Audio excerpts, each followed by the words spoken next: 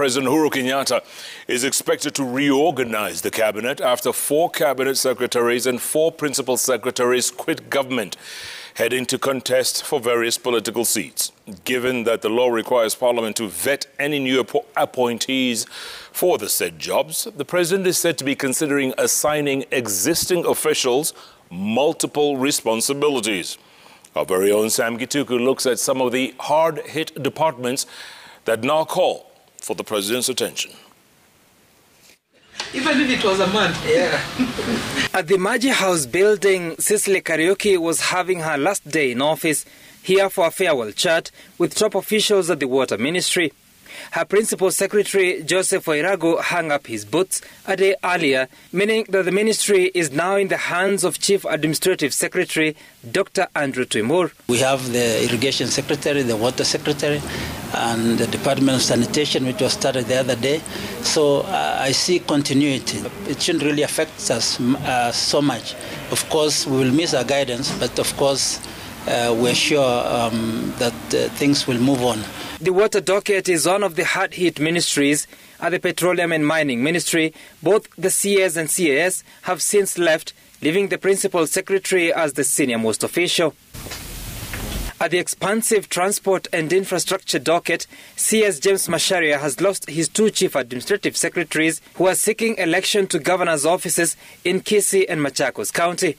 And I'm sure the Office of the President is also taking stock of these letters coming. So at the end of the day, you take all that information and then decide how much to reorganize.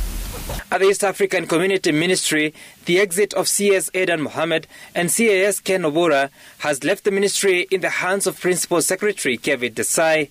Devolution Ministry is another docket to lose both the minister and his assistant as Charles Keter and Gideon Mungaro move to contest for governorship positions.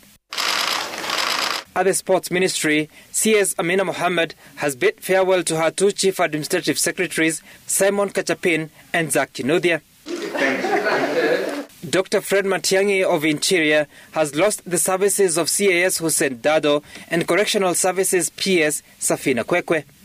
At the Tourism Ministry, CS Najib Balala now remains with 1 PS, Zainab Hussein, who heads the Tourism Department.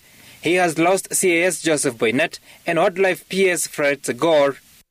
The law as it is requires that for the President to appoint new CSs or PSs, they would have to be vetted by Parliament.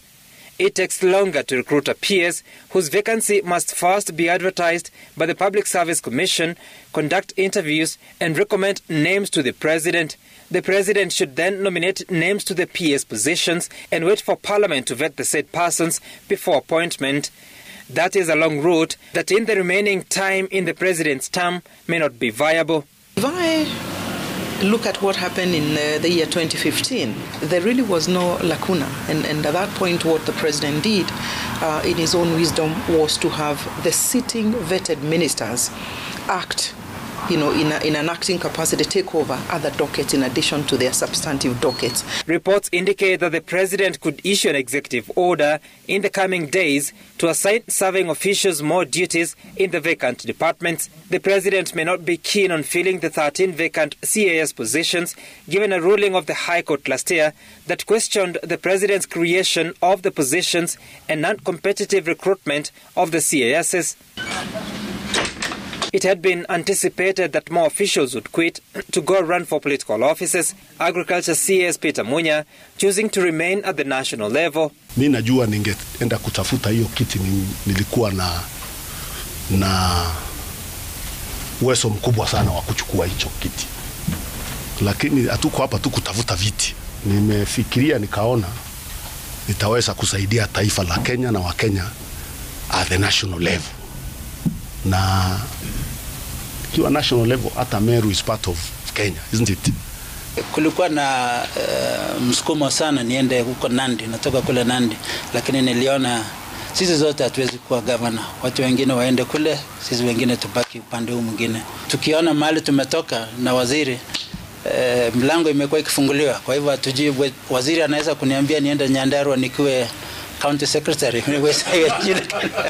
And so in the coming days and weeks, the onus will be on President Kenyatta to reorganize some of the ministries, state departments and agencies affected by the resignations as he seeks continuity of service delivery for the remainder of his term. Sam Gitukus, Resident TV, Maji House, Nairobi.